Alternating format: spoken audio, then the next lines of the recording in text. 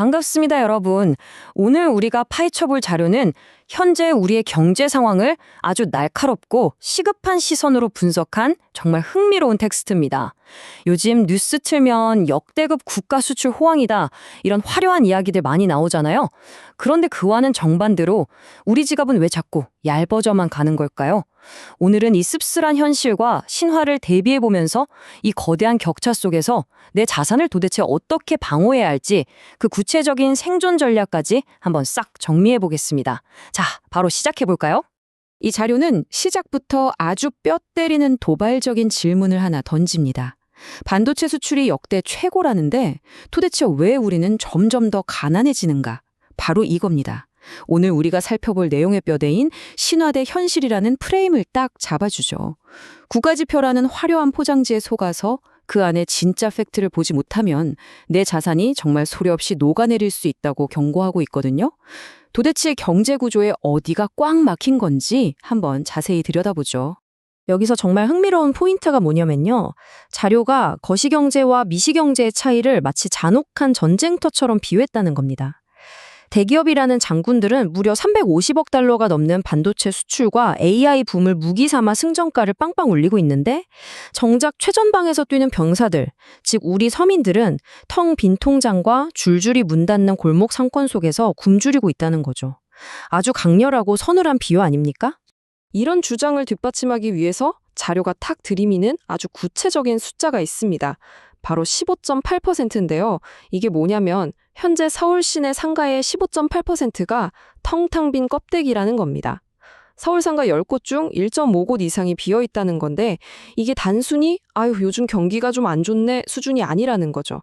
서민 경제로 돈이 도는 핏줄, 그 파이프라인 자체가 완전히 꽉 막혀버렸다는 명백한 증거로 제시하고 있습니다.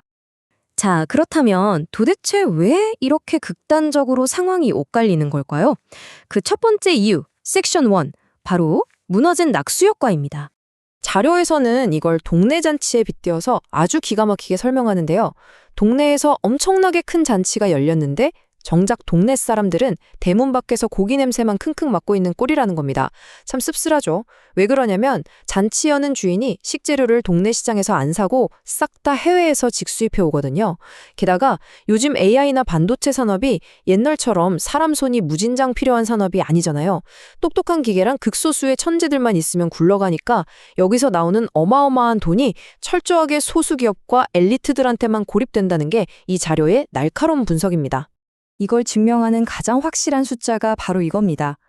대기업과 중소기업 직원의 성과급 격차가 이미 2.5배를 훌쩍 넘어섰다는 거죠.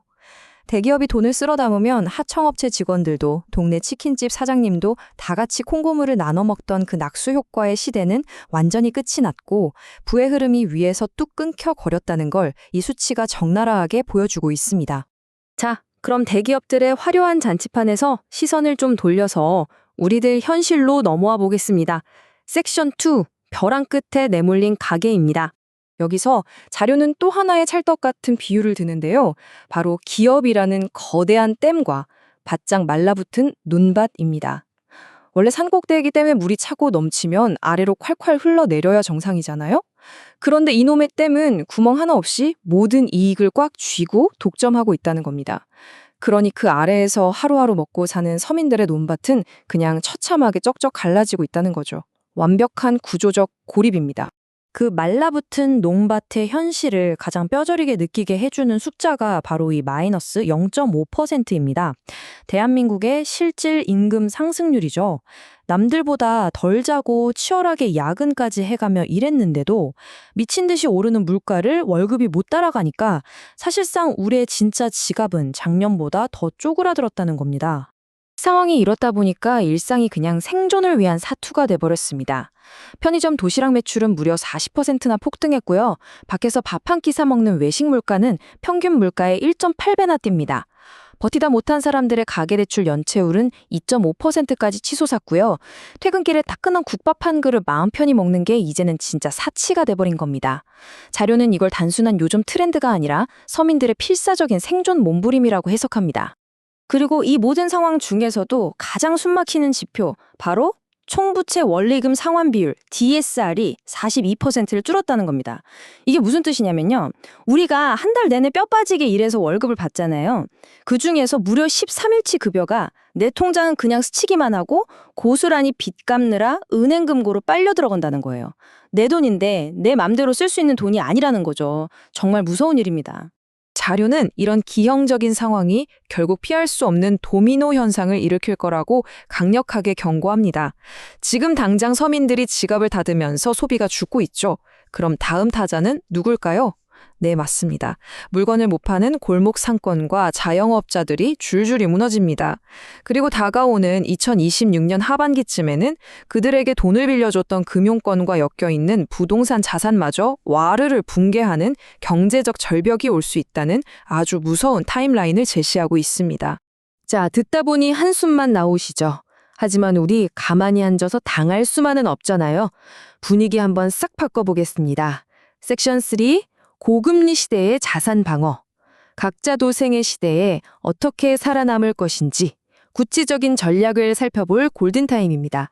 생존을 위한 첫 번째 스텝, 바로 무자비한 부채 다이어트입니다. 지금 당장 불필요한 고정 지출을 도려내고 빚으로 빚을 갚는 카드 돌려막기 같은 악순환의 고리를 끊어내야 합니다. 특히 자료에서 아주 강도 높게 비판하는 게 하나 있는데요.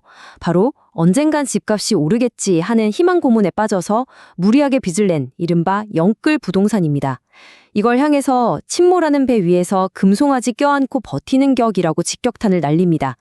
당장 무리할 레버리지 청산하고 고금리 악성 부채부터 갚아서 가계 현금 흐름을 회복하는 게 최우선 생존 과제라는 거죠. 여기서 이 자료가 강조하는 핵심 키워드가 하나 등장합니다. 바로 경제적 방공호라는 단어인데요. 지금처럼 폭풍우가 몰아치고 금리가 요동치는 시기에는 떡상을 노리면서 공격적으로 투자할 때가 절대 아니라는 겁니다. 마치 미사일이 떨어져도 내 자산의 가치를 온전히 지켜낼 수 있는 튼튼한 벙커 안으로 납작 엎드려 숨어들어야 한다는 거죠. 이 냉철하고 방어적인 마인드셋 세팅이 가장 중요합니다. 그럼 벙커 안에서 구체적으로 어떻게 포트폴리오를 짜야 할까요? 두 번째 스텝입니다. 자료는 내수 경제가 무너지는 마당에 원화 가치는 계속 흔들릴 수밖에 없다고 분석합니다. 그래서 금리와 물가 상승에 대응하는 실질적인 자산 배분 전략을 제시하는데요. 현재 들고 계신 위험 자산, 그러니까 고위험 주식이나 코인 비중을 과감하게 20%에서 30% 정도 단계적으로 덜어내라고 조언합니다. 그럼 급한 돈으로 뭘 사느냐? 바로 달러와 금 같은 안전자산입니다. 최소 내 자산의 절반 이상을 달러나 금 기반으로 재배치해서 묵직한 방어막을 칠하는 게 이 자료가 제시하는 핵심 비중 조절법입니다. 결국 지금 우리에게 필요한 포지정 변화는 아주 명확합니다. 과거 제로금리 시절에 고수익 노리고 뛰어들었던 주식, 코인, 레버리지 팍팍 낀 부동산 중심의 공격적 성장 마인드? 이거 완전히 버리라는 겁니다. 이제는 달러 모으고 금에 투자하고 뼈 깎는 고금리 부채 청산을 통해서 방어적 생존 모드로 내 포트폴리오의 체질을 180도 확 바꿔야 한다는 게 이 분석의 핵심 논리입니다. 자, 그럼 오늘 살펴본 이 방대한 자료의 핵심 주장을 딱 세 줄로 깔끔하게 요약해 볼까요? 첫째, 뉴스에 나오는 화려한 수출 지표는 서민들의 팍팍한 현실을 가리는 착시 현상일 뿐이다. 둘째, 내수 경제는 이미 핏줄인 골목상권부터 서서히 괴사하고 있다. 셋째, 오직 피도 눈물도 없는 철저한 부채 관리와 달러, 금 위주의 보수적인 자산 방어만이 이 위기에서 살아남을 유일한 동아줄이다. 정말 뇌류에 팍 꽂히게 명확하죠? 마지막으로 이 자료가 던지는 묵직한 질문 하나를 공유하면서 오늘 해설을 마무리해볼까 합니다. 지금 우리가 온몸으로 맞고 있는 이 뼈아픈 민생 위기, 과연 단순히 잘못된 정책들이 낳은 실패작일까요? 아니면 전 세계적인 흐름 속에서 피할 수 없었던 거대한 구조적 재앙일까요? 여러분의 생각은 어떠신가요? 오늘 짚어드린 다양한 통계와 방어 전략들을 한번 곰곰이 곱씹어 보시고 여러분만의 냉철한 통찰을 댓글로 자유롭게 남겨주시기 바랍니다. 이 거친 경제 폭풍 속에서 안전하게 살아남기 위한 더 깊고 유익한 분석을 원하신다면 잊지 말고 구독과 좋아요 눌러주시고요. 그럼 다음에도 정말 흥미롭고 돈이 되는 자료 해설로 돌아오겠습니다. 끝까지 함께해 주셔서 감사합니다.